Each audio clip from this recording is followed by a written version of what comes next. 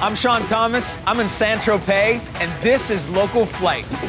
A show where I travel to some of the best bars in the world to meet amazing mixologists and challenge them to create innovative cocktails using unique local ingredients. In this episode of Local Flight, we're picking fresh herbs and visiting a goat farm for a truly unique farm-to-table cocktail. I'm in Saint-Tropez. Brigitte Bardot came here in the 50s and almost overnight changed a small fishing village into a jet-set favorite. The city's spellbinding beauty is everywhere, from the narrow cobblestone streets to the stunning coastline.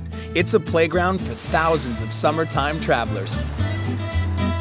At the elegant Hotel de Paris, built in the 1930s, head bartender Richard Basutro leads the cocktail program. He works closely with local farms to source holistic ingredients and tailor the cocktails to his clients' mood and well-being. He's lived in over 36 countries, speaks multiple languages, and was a member of the French Special Forces, all of which comes through in his approach to cocktails. I'm starting my day with one of his famous Bloody Marys, made with fresh local tomatoes, orange juice, and a blend of special salts. Wow. Not too strong for you? No, not too strong at all. The orange juice actually really lengthens out the cocktail, so it's not too much of anything. It's not too spicy, it's not too salty. Fantastic, really good. There's a lot of things that I find cool about this cocktail. Yeah. You're using local produce, you're using it in a way that's unique to you, and you're using it in such a holistic way, which is perfect because I'm on a mission to find local ingredients, something unique to Saint-Tropez, and something that we can integrate into a drink. So, do you have some ideas? Yeah, of course I've got someone here. Tomorrow morning we can go together to a farm when I can present to you a lot of different plants and herbs to create and to prepare some different cocktail. And I'm definitely interested in doing that. Now, thank you for this drink, delicious. But before I go, I have one last question for you. Yeah. What else do I need to do while I'm in Saint-Tropez? You must to try some local fish and to find some Tropezian people to cook it. All right. Thank you very much. Okay, thank you very much too. Nice Sean, to meet you. Nice to meet you I'll too. see you tomorrow. Au revoir. Have a nice time. Taking Richard's advice, I'm meeting Nina Parker, who's been holidaying in Saint-Tropez every summer since she was born. Now a chef and cookbook author, she splits her time between here and London and is well known for her fresh approach to the local cuisine. I want to take you to this amazing little fish market, and I like to kind of go talk to the fishmonger, see what kind of the best catch of the day is.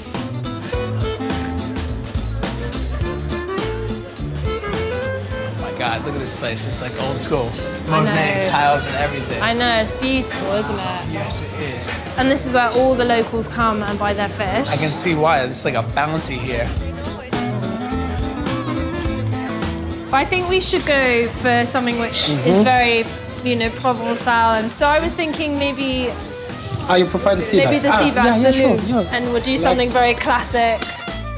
The French style of shopping is à la carte. You buy what's fresh and just caught, and that's what makes your dinner. The sea bass is clean, ready. Parfait. Okay. Merci, monsieur. Thanks so much. Thank you very much. Thanks for you. Thanks À tout for à you. l'heure. À tout à l'heure. Bye-bye. Au revoir. I see you soon. Bye-bye. Nina and her family have been coming to Saint-Tropez her whole life, and they've opened their charming home to me for a fresh summer lunch.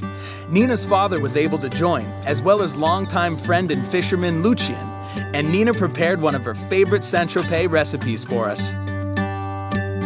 So each recipe for me is the chance to really evoke a memory. It's a way to tell the story, and I think it's important for each recipe to tell a story because, it just makes it more interesting. You work out where it came from. So something which is really great about all the kind of produce out here, you can kind of really taste that it's all come from here, that it's all grown from here.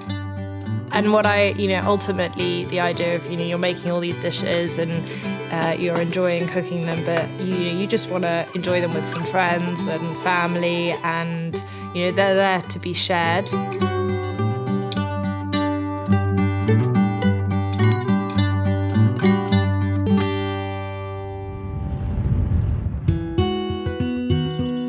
This morning, Richard and I are heading to Les Jardins d'Apipoul, where everything cultivated on the farm is all natural with a focus on creating maximum health and flavor. We're meeting up with Bodo Fath, a German agriculturalist who specializes in wild edibles. Richard is interested in ingredients typically used by chefs in order to create unique, new flavor profiles for his cocktails. Hey, that's some chives. That I want for my cocktail. You see something you like? Yeah, it's some chives. Chives? Yeah, it's fantastic. Oh, yes. For to mix it with some milk. You think that would be a good ingredient? Yeah, really. Interesting. So we take some, and after I can show you some wild edible herbs. Yeah, okay. Well, onto the edible wildflowers. So let's go. Yes. That's great. Bodo has his own special garden of wild herbs and flowers that aren't typically cultivated. Since these plants are usually foraged in the wild, it's extremely fortunate to have access to such an incredible collection. Yeah, it does taste like a cucumber.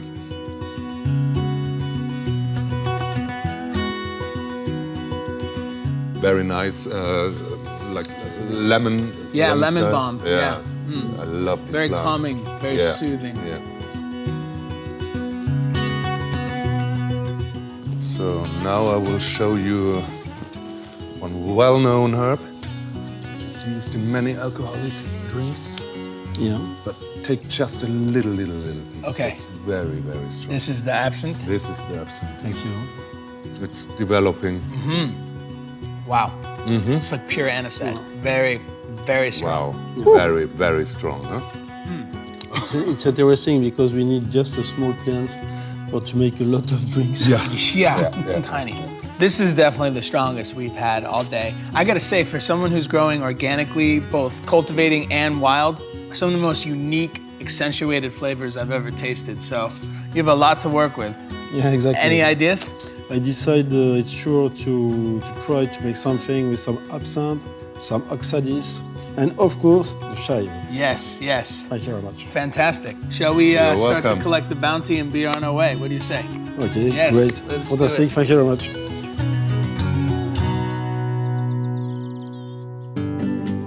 Deep in a valley outside Saint-Tropez, on a long country road that passes orchards and vineyards, you'll find Catherine and Terry Cavallo's La Ferme de Saint-Père Farm, where they raise goats 100% naturally, the old-fashioned way, and make fresh cheese from the milk.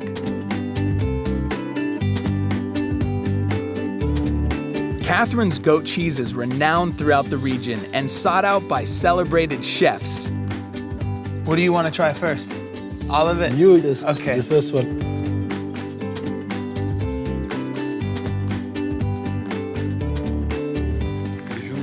That's so good. Tasting the cheese, Richard thinks that the goat milk is going to work really well with the herbs from Bodo's garden, and Catherine bottled some for us to take back to the bar. Voilà. Et voilà. Et voilà. Super, parfait.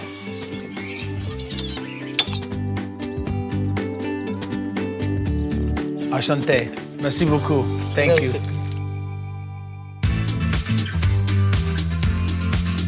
Back at the bar, I'm ready to see what sort of inspired creation Richard can whip up with these unique local ingredients. So we got the goat's milk, we got the chives, and remind me what's this called? This one is oxalis. Oxalis, that's right, Yeah. the dried wildflower. All right, I leave it to you, maestro. Some parts of vodka. A dash of rum. Some syrup of macadamia. The milk. Ah, yes. Up. Right into it. Voilà. Wow. For a special mixture. Yeah, it looks like it. You're actually gonna blend it. Yeah, Wow. of course.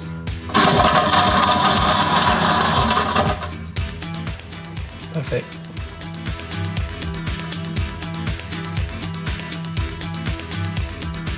Is that the same pepper blend from the Bloody Mary Yeah, yesterday? exactly.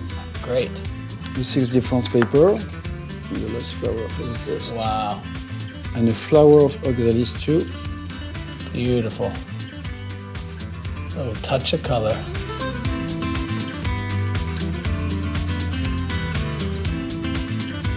It's a work of art. Green against the white background and the pink flowers just pop. Exactly. Amazing. Cheers. Oh man. Hold on a second. Oh my gosh. You got me stumped on this one, dude, as far as adjectives. It's really tasty. The peppercorns actually taste like the husk of the macadamia nut. Yeah. And then the sweetness from the macadamia nut plays with the natural sweetness of the goat's milk. And the funkiness of the goat milk is pairing with the chives. So you have this like 5-prong flavor profile where it's sweet, funky, slightly bitter, and the bitterness actually from the leaf as well. Yeah, exactly. Gives it like a bitterness as if you were adding bitters into the cocktail. Yeah. Job well done, my friend. Job well done. It's so unique. It's like unlike any other cocktail I've ever had. Sincerely. Merci beaucoup, Shoni. Thank you very much. Last order of business. You've created such a wonderful cocktail here. We need to come up with an equally wonderful name.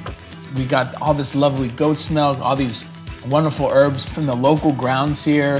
What do you think we should call this? I think so. We called it Ground 83. Ground 83. Yeah. Ground because that's where the ingredients come from. Yeah, obviously. exactly. A lot of products are coming from the ground. And yeah. 83. And because 83 is the number of the department of Saint-Tropez. The department of Saint-Tropez, yeah, exactly. 83. It's like the grounds of Saint-Tropez. Yeah. Ground 83. That's right. I think that's a great name. Yeah. Ground 83, the most unique, wonderfully balanced cocktail I have ever had. So cheers to you, sir. Thank you very much, sir. Thank you for watching, and join me next week in Cannes, where I look at the world through rose-colored glasses.